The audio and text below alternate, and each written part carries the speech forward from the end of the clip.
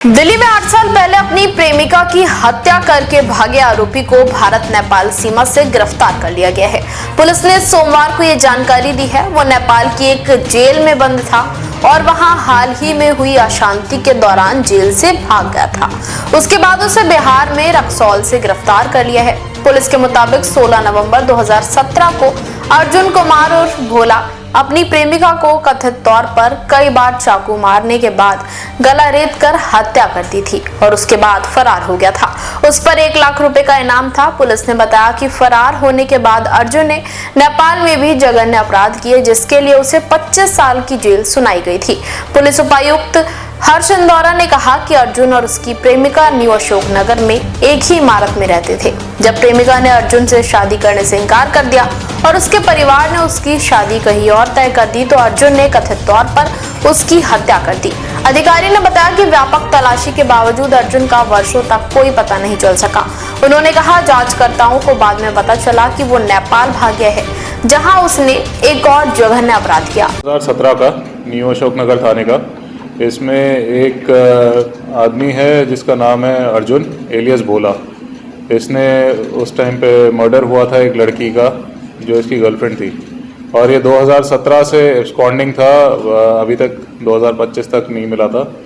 जो पता लगा था, हमें इन्फॉर्मेशन एक आई थी, उस टाइम पे बहुत ब्रूटल मर्डर इसने करा था। कहानी ये थी कि जो इसकी गर्लफ्रेंड थी उसकी शादी होने वाली थी। ये नवंबर 2017 का इंसिडेंट है। दिसंबर में उसकी शादी होने वाली थी और ये चाहता था कि इसके साथ भाग जाए और शादी कर ले लोग दोनों। तो जो लड़की थी वो अग्री नहीं कर रही थी, तो उस टाइम पे इसने अपने घर में उसको बुला के मनाने के बहाने और मल्टीपल स्टैब इंजरीज, इसके गर्दन में जो थ्रोट था वो स्लिट कर दिया था और गर्दन में मल्टीपल स्टैब इंजरीज थी। तो लगभग जब पोस्टमार्टम हुआ तो पोस्टमार्टम में 26 इंजरीज आई थी, एंटीमार्टम इंजरीज आई थी उसमें, और बहुत ब्रूटल मर्डर करके फिर ये तब से कभी हाथ में नहीं आया था। हमें इन्फॉर्मेशन मिली थी कि नेपाल भाग गया है और नेपाल में जाके ये छुप गया था।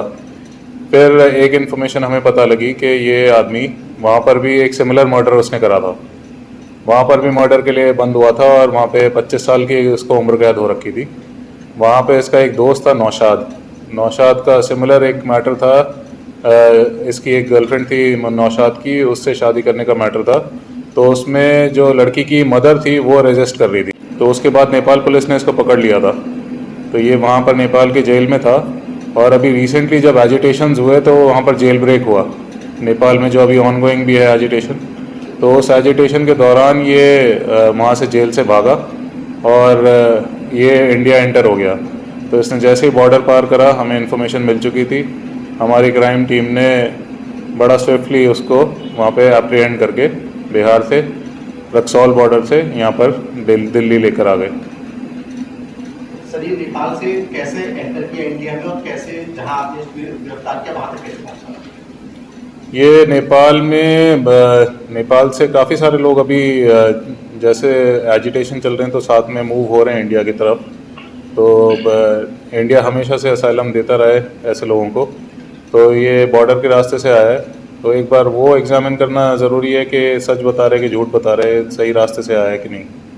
पर ये तो तय है कि नेपाल में एजिटेशन के बाद ही वहाँ से भाग गया है। हाँ, उसमें एक जेल ब्रेक हुआ जिसमें जेल के काफ़ी सारे कैदी वहाँ से भागे हुए हैं। तो उनमें से एक कैदी ये भी था और ये बॉर्डर पार करके फिर इंडिया में एंटर हो गया। इसकी गिरफ्तारी इसको हमने रक्सौल से पकड़ा था, बिहार में। तो इस तरीके से जेल से भागे होंगे, कैदी होंगे सर, इंडिया में एंटर होने की संभावना है? हो भी सकता है सर। वहाँ किस मामले में? वहाँ पे मर्डर, वहाँ पे एक इसका एक दोस्त था नौशाद, उसकी गर्लफ्रेंड थी, उसकी मदर को इसने मार दिया था। मदर महिलाओं को टारगेट कर रहा था, उसमें एक अपनी गर्लफ्रेंड को मारना, फिर दूसरे की गर्लफ्रेंड की मदर को मारना। जैसा लग रहा है कि इसने एक इंसिडेंट यहाँ पे कर दिया था और 8 साल हो गए थे, तो उसकी हिम्मत थोड़ी बढ़ गई होगी। उसको लगा होगा कि दोबारा ये पकड़ा नहीं जाएगा अगर इस तरह का इंसिडेंट कर भी देता है। तो यहाँ से भी वो 8 साल से भागा हुआ था, तो उसको लगा था इतना सेंसेशनल ब्रूटल मर्डर करके ही भागा, उसके बाद भी नहीं पकड़ा जा रहा है। लेकिन ये वहाँ पे पकड़ा गया था और यहाँ पर एंटर होने के बाद हमारी टीम ने फिर पकड़ लिया इसको। वहाँ पे मोटिव ये था कि नौशाद जो इसका दोस्त था, उसकी गर्लफ्रेंड थी उस गर्लफ्रेंड से नौशाद से शादी करने के लिए उसकी माँ मना कर रही थी। जो लेडी की जो उसकी गर्लफ्रेंड की मदर थी वो मना कर रही थी, तो उसके रेजिस्टेंस के कारण उसने उसका मर्डर कर दिया था। सर ये मर्डर करके जब भागा था,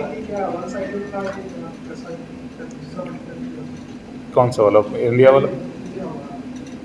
नहीं, वन साइडेड नहीं था ये, थे दोनों रिलेशनशिप में थे, लेकिन शादी उसकी किसी और से हो रही थी, जो लड़की थी, और लड़की इसके साथ भागने के लिए तैयार नहीं हो रही थी। वो दिसंबर में 1 महीने बाद ही उसकी शादी थी, तो उस रंजिश में इसने उसका मर्डर कर दिया। सर यहाँ पे करके जब भागा था तो सीधे ही नेपाल गया था या इंडिया में भी कई जगह छुपा हुआ था?